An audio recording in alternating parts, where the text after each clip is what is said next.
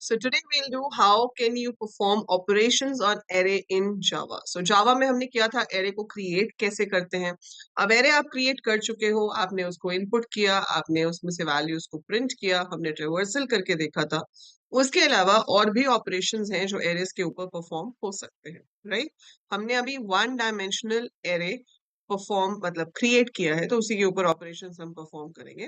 सो 1D array आपने देखा था कि अगर जावा प्रोग्रामिंग लैंग्वेज में आपको क्रिएट करना हो तो आप कैसे कर सकते हो. मेमोरी हमेशा डायनामिकली एलोकेट होती है with the help of new keyword, है ना. सो फटाफट से मुझे चैट में कमेंट्स में लिख के दिखा दो कि किस तरीके से आप एक एरे क्रिएट करते हो. अगर मुझे एक एरे बनाना है ए जिसके अंदर 7 इंटीजर्स में स्टोर कर पाऊं तो उसकी क्या स्टेटमेंट होगी. तो अगर आपको पिछला लेक्चर याद है सो फटाफट से मैसेज में टाइप करके बताओ कि किस तरह से आप एक एरे क्रिएट कर सकते हो. ठीक है. सो that is one thing. Okay, अब ऑपरेशंस की बात जब आती है तो एरे के ऊपर ऑपरेशंस क्या हो सकते हैं. देखो, एरेज में इंसर्शन हो सकती है, डिलीशन हो सकती है, ठीक है. आप ट्रेवर्सल कर सकते हो, जो हमने कर लिया कि हम किस तरह से एक एक एलिमेंट को एग्जैक्टली एक एक बार प्रोसेस करते हैं. Then we have searching. आप एक वैल्यू को सर्च कर सकते हो. जो वैल्यूज आपके पास हैं इनको हम सॉर्ट कर सकते हैं, मतलब इंक्रीजिंग या डिक्रीजिंग ऑर्डर में अरेंज कर सकते हैं. So arranging a particular set of values in increasing order और in decreasing order is called sorting. तो सॉर्टिंग कर सकते हैं. मर्जिंग कर सकते हैं कि दो सॉर्टेड एरेज हैं उनको कंबाइन इस तरीके से करना है कि जो तीसरा एरे बने वो सॉर्टेड ही बने. ठीक है. सो मर्जिंग का मतलब क्या होता है. Combining two sorted arrays in such a way that resultant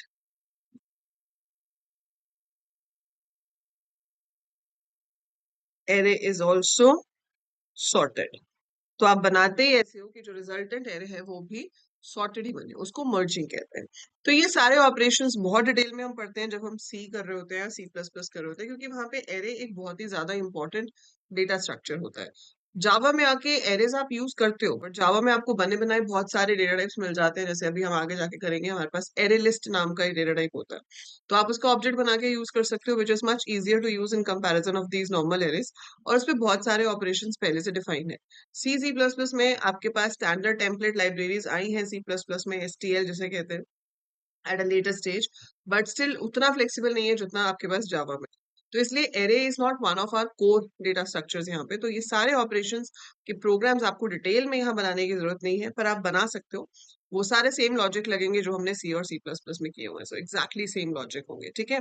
so insertion यहाँ पे क्या होता है कि आप जितना एरे के एलिमेंट्स चाहिए उतना ही साइज क्रिएट करते हो और फिर इंसर्ट कर देते हो.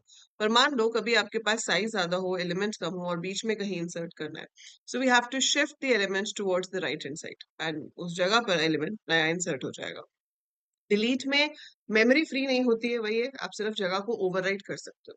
तो उस जगह पर आप उसके साथ वाले एलिमेंट्स को शिफ्ट कर देते हो. सो ये बेसिक ऑपरेशंस है. इसमें से जो इंपॉर्टेंट ऑपरेशंस जो आपको होने यहाँ पे भी पता होने चाहिए वो है searching and sorting. So what do we mean by searching. ठीक है. सर्चिंग क्या होता है. ट्रेवर्सल होता है processing each element exactly once. Searching is आपके पास एक एरे है, अब उस एरे के अंदर आप ढूंढ रहे हो कि आपकी एक वैल्यू है या नहीं है. सो finding if a given value is there in the array or not. If yes, what is the position, right? So that is searching. तो searching जो है वो दो तरह की होती है. We have linear search and we have binary search, right? Linear search का मतलब है कि एक एक करके एलिमेंट्स को कंपेयर करते जाओ. आप फर्स्ट को कंपेयर करो, फिर सेकंड वाले को कंपेयर करो, थर्ड वाले को कंपेयर करो, फोर्थ वाले को कंपेयर करो and so on. So when you keep comparing the values और जहां पर आपको मिल जाए वहां पर आप कह देते हो दैट इट इज फाउंड. लेकिन अगर हम कंपेयर करते गए और बाय चांस कहीं पे भी नहीं मिले तो आप कह सकते हो it is not found in the array. For example मैं यहाँ पर एक एरे ले लेती हूँ. मैंने आपको लास्ट क्लास में बताया था कि आप एरे को डायनामिकली मेमोरी एलोकेट करके क्रिएट कर सकते हो, फिर हम यूजर से इनपुट ले सकते हैं. पर हम चाहे तो एरे को इनिशियलाइज भी कर सकते हैं, मतलब हम फिक्स वैल्यूज भी उसमें डाल सकते हैं जब आप इनिशियलाइज करते हो तो आपको न्यू कीवर्ड की जरूरत नहीं पड़ती. So if I have to put some values like this, तो मैं ऐसे भी पुट कर सकती हूँ. So this is my array जिसके अंदर ये कुछ वैल्यूज हैं जो मैंने स्टोर कर दी.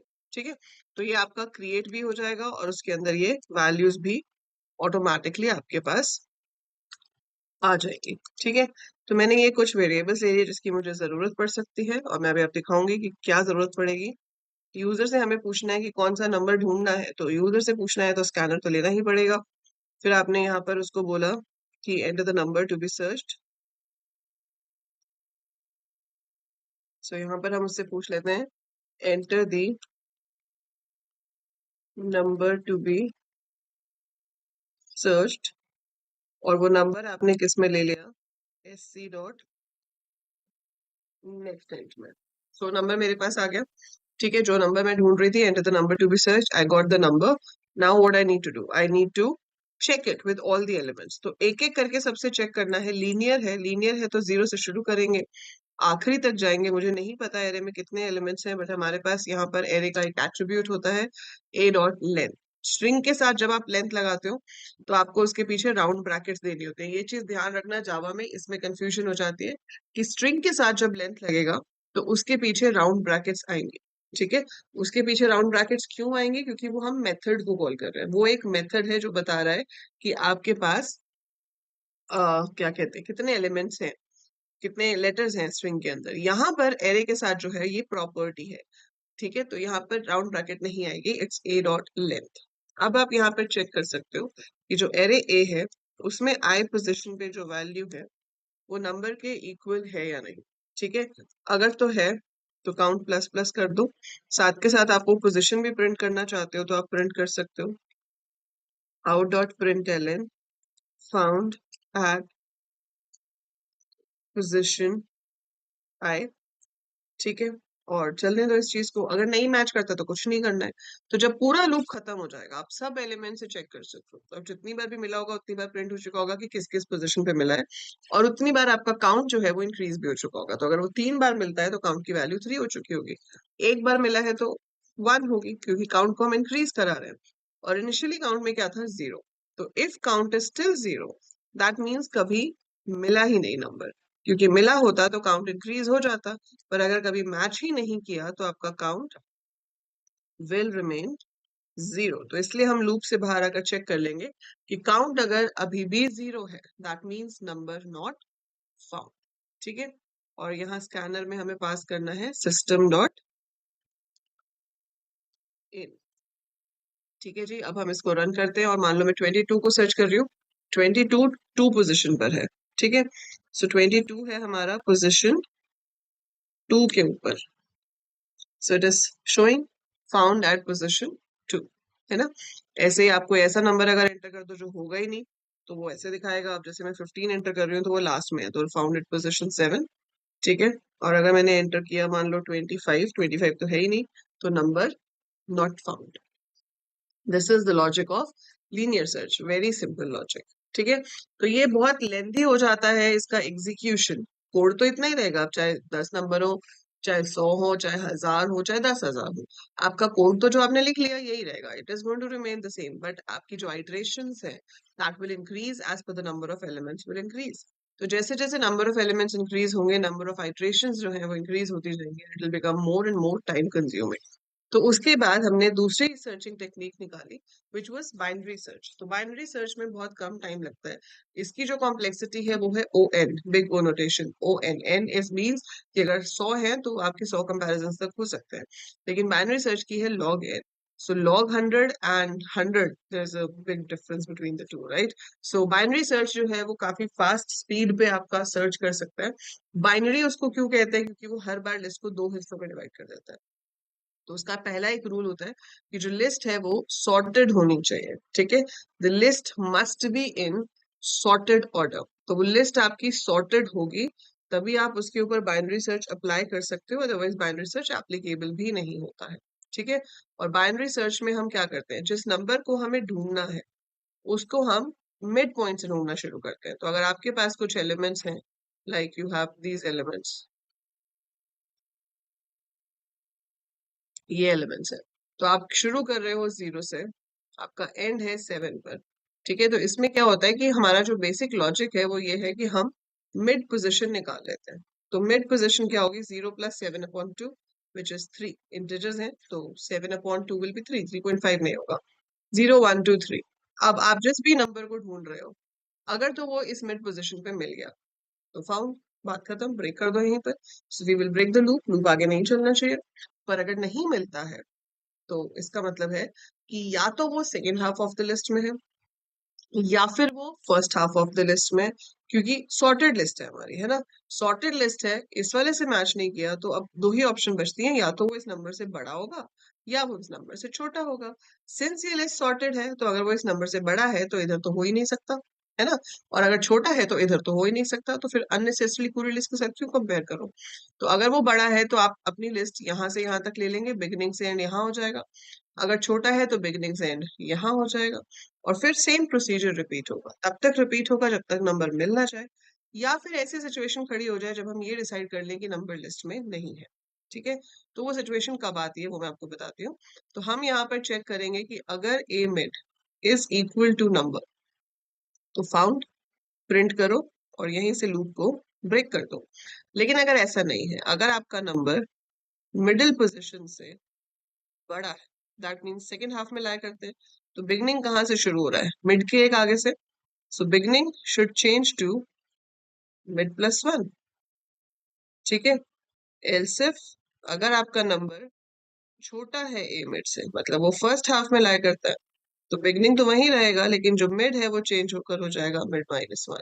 सो यहाँ हो जाएगा, so end is equal to मिड-1।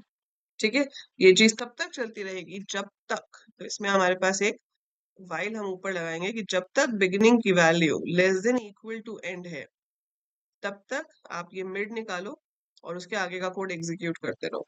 जैसे ही बिगिनिंग एंड से बड़ा हुआ, जहां बिगिनिंग की वैल्यू ने एंड को क्रॉस किया, मतलब नंबर लिस्ट में नहीं है, तो अब इस लूप से हम दो तरीके से बाहर आ सकते हैं, या तो मिल जाएगा तो ब्रेक हो जाएगा, बाहर आ जाएंगे, या फिर ये कंडीशन फॉल्स हो जाएगी, बिगिनिंग ग्रेटर देन एंड वाली।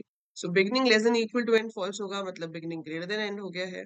सो in that case we will say that the number is not found। ठीक है, सो इसका कोड आप खुद से करोगे, मैंने आपको लॉजिक बता दिया है, मेन कोड भी मैं एक बार फिर से लिख देती हूँ, but I want you to do it yourself. आप एक एरे लोगे इंक्रीजिंग ऑर्डर में, फिर आप बिगनिंग को इनिशियलाइज करोगे 0, mid should be A length -1, beginning आपका 0 होना चाहिए,